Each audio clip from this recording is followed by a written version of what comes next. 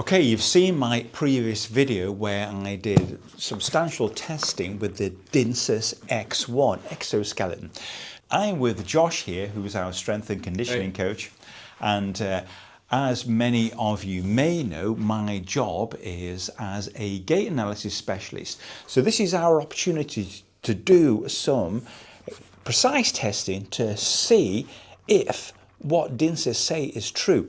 Now, also in this video, I brought in a patient who just had a hip replacement, and at the end of this video I'm going to kind of summarize what happened to him and show you some work we did with him, and he found a significant benefit to using the Dinsus.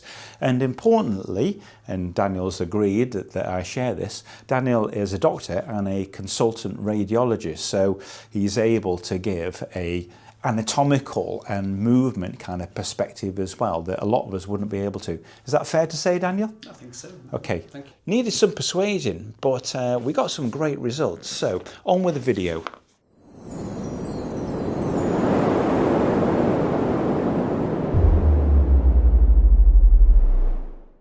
So test number one, heart rate. Now, Josh is just off the back of doing a half marathon 2 weeks ago. So he's going to warm up and then we're going to time a 2-minute period.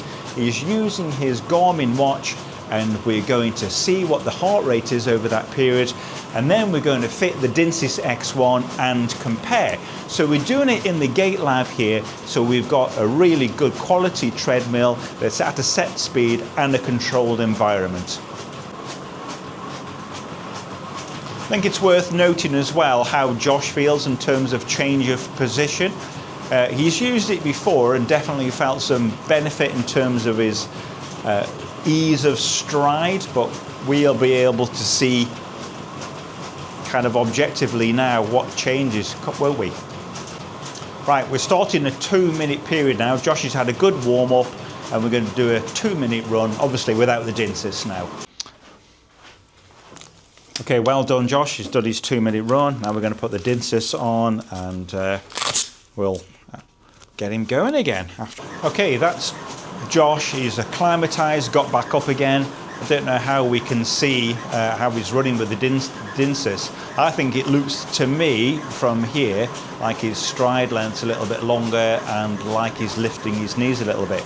So we're doing a 2-minute time period, and this is at 9.8 kilometers per hour again. Says he's feeling good, and that's full-on boost mode.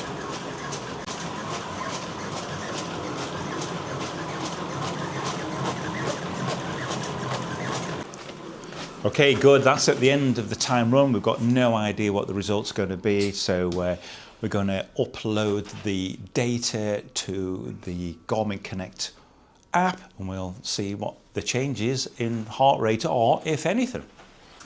So how did you feel in terms of the actual movement difference when you were on there? The mechanics of the run, I felt generally a little bit more weightless, and I'd say overall I felt I'd use less energy, but I guess the Garmin will give us a little bit of feedback in regard to that. Here's hoping. Okay, Josh, what's the news? First test, we measured average heart rate of 141 beats per minute over a total time of 2 minutes 12, and then we had a 4-second discrepancy where I measured an average heart rate of 116 for test 2 with the Dinsus. And I think that kind of aligned with how I felt. Well, that's amazing. So, what's that as a percentage? About 20 odd, isn't it? We'll just work that out. Yeah, so that's an 18% discrepancy. Obviously, we've only done one test of that. That maybe need a potential repeat, but yeah, look happy with that. Yeah, so I found, I can't remember, about 15% benefit when I was running outside, but that on a treadmill has been 18% improvement with the Dinsus for Josh. And he's a sports scientist, used to doing objective tests, and he's fresh from a half marathon as well, so he's running fit. Yeah, so good test. Now we're going to do some strength testing again to see if these claims are valid. So Josh, if you wouldn't mind explaining what our strength test is going to be. Yeah, so before I go ahead and off the back of David's explanation of the situation around arthritis, I'd like to just test objectively the ability of the Dinsus to help me extend at the hip.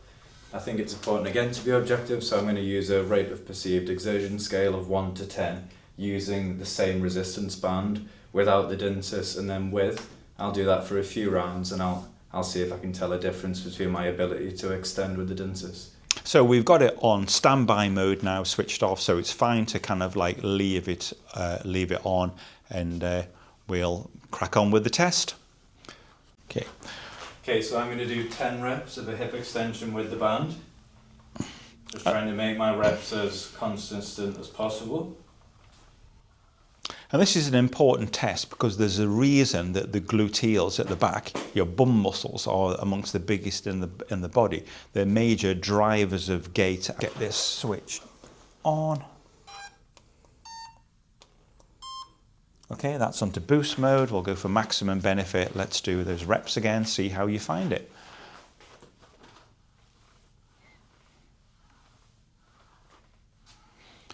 Just from here, it looks like you're kind of, it looks like suddenly like the elastic is a lot less grade. Okay, so what was your perception of perceived effort, Josh, before and after? Yeah, I think compared to the running, I felt like the assistance was less there, but then the exercise did get a lot easier, so I think that highlights how it would be a useful practical application day to day. Yeah, I enjoyed how it felt. I'd say RPE difference would be around 2 points on the scale. Okay, and that's a scale, it's not something I'm familiar with, that's a scale of what? So we'll stick it at 1 to 10 for this example.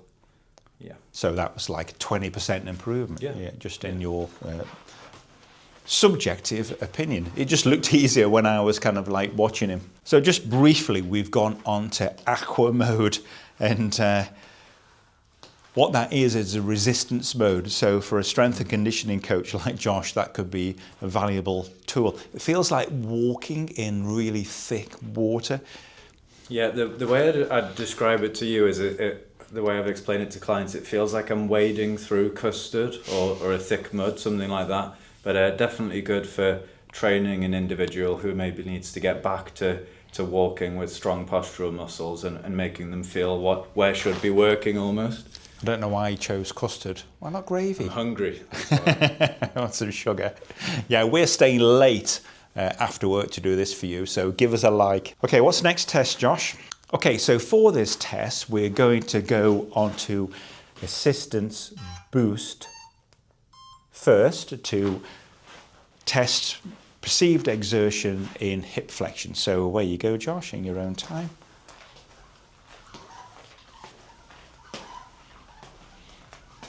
So we both feel in this hip flexion, where it's kind of lifting your knees, we always feel that we've had a greater benefit. So there, I think that's where you can feel it when you're running, it lifting your knees more. Okay, so what's your perceived exertion there out of 10? I'd describe that as like a 3, low on the scale. Okay, great. So let's go on to aqua mode now. So that's aqua mode max, so we'll be able to see if he's getting his knees as high actually.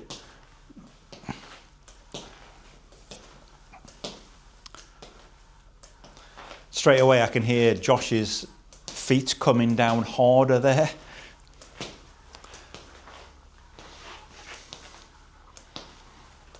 I get the easy part, don't I? Just holding the camera and chatting.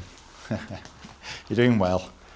Yeah, okay. So comparably a lot tougher. I'd describe that again, about a 20% I guess decrease in my ability to move, so a 2-point increase on the scale to a 5 out of 10. Right. It felt like more of a workout and definitely felt like it would be an appropriate action for clients who needed to improve strength in the area. I don't know if you could see on camera if he was actually getting his knees as high. I could certainly feel his feet coming down harder. Yeah, it was a lot tougher generally. Okay, here we are in the gait clinic, and this is Daniel. And Daniel's kindly agreed to do a little bit of a trial with us in clinic. Now, significantly, Daniel has had a recent, 4 months ago, left hip replacement, and things are going well. He has been suffering from some aches after walking a long time, but with really good rehab from himself, he's doing well. However, in the future, he doesn't know if the other one is going to go. So it will be really interesting to get Daniel's viewpoint. And importantly, and Daniel's agreed that I share this, Daniel is a doctor and a consultant radiologist. So he's able to give a anatomical and movement kind of perspective as well that a lot of us wouldn't be able to. Is that fair to say, Daniel? I think so. Okay. Thank you. So we want that kind of, not ridiculous, but a fairly sort of snug. So you kind of feel it on your pelvis, but not. Does that feel all right? Yeah, feels good. So can you feel a little bit of,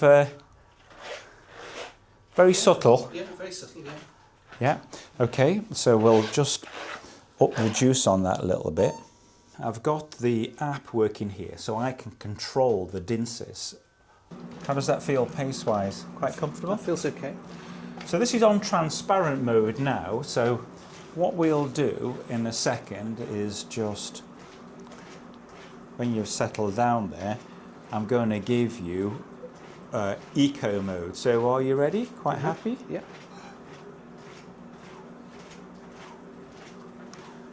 So we can see there it's starting to apply only about kind of 10% up to of its potential 900 watts.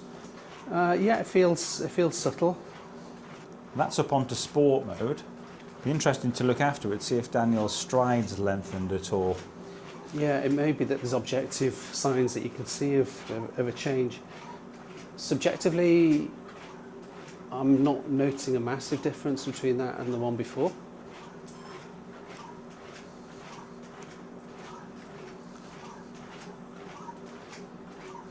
And that's on to boost mode now. That feels subjectively easier to walk than it did, for example, a minute or two ago. So what I'm going to do, just mind how you go, what I'm going to do is switch you straight down to what's called transparent mode, so no assistance. Yeah. So that's with no assistance, Okay. and no friction. You feel the difference there? Yeah, I feel quite a big difference going down to that. Well, that's back to you.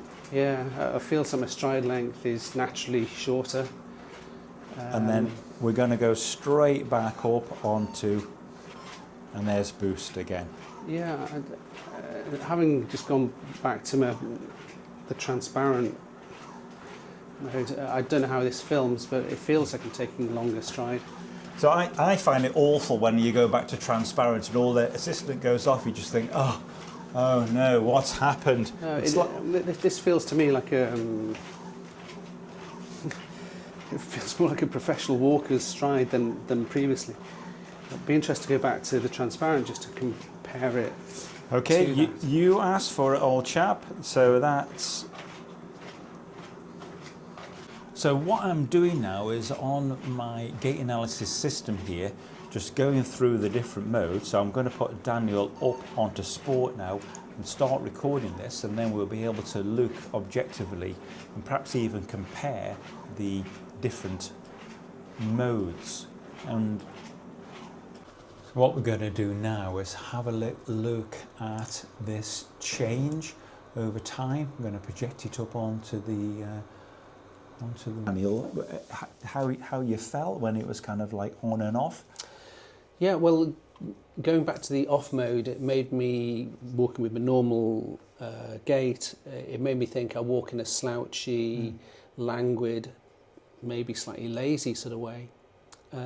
Maybe not a terribly healthy way. When it was certainly on the higher levels, it felt like I was walking like you would expect a healthy hominid, early or young adult should be walking. A bit more perky. Yeah, it felt like a young adult walking as opposed to a 60-year-old man walking. I think it's an interesting application, that before and after. Even if you weren't using it all the time, it's potentially it's a retraining tool. So you're back to thinking, right, this is how I feel powerful and upright and springy. And this is what it's like when I've taken it off. What can I do training-wise or posture training to get back to that? Yeah, I think that's a very valid thing to say, and yeah, I didn't stress it, but I definitely felt more upright walking with it on. Well, I'm glad you didn't fall over on the treadmill, Daniel. Yeah, me too. Thanks, because you'd be the first. Thanks very much for your help. Pleasure. Right, great stuff. So Daniel has agreed to take that away for a week, try it on some long walks and to see how it feels, and he's going to give us feedback in a week's time. But thanks for coming in, Daniel. That's been really, really worthwhile. So Daniel has received no financial incentive to help me with this review. He's just a helpful guy that I've previously helped here at the gait clinic successfully, and he's just shown his appreciation and of course is interested, like me, in helping other people to learn about this technology. So thanks a lot, Daniel. Now, with Daniel, our doctor, what we found is that he immediately reported an improvement in posture, and when he had the Dinsus with him for a week, he again did multiple long walks with it. He reported feeling less fatigued and that his posture was improved. Now, what undoubtedly happens when somebody has arthritis of the hip, they start to lose gluteal strength. So this extension gets worse, and as a result of that, you'll end up with, quite often, a slightly forward posture. And whilst Daniel wasn't having much pain, what he told us that it re-educated him to kind of like get his pelvis under his shoulders and to maintain a more upright posture. He said he hadn't realised just how far forward he was getting when he was fatigued. So it didn't relieve pain because he didn't have any, but he did find he was having problems doing the longer walks, and that trained him to get that position back better. So it's been a win for him, and he's been really, really happy with that. And incidentally, since I made the last video, I've had another client come in last week for gait analysis, who actually saw my previous review and bought a Dnsys on the back of that and has had great results. I can't share any details with that patient, but she's absolutely delighted. So that's a win.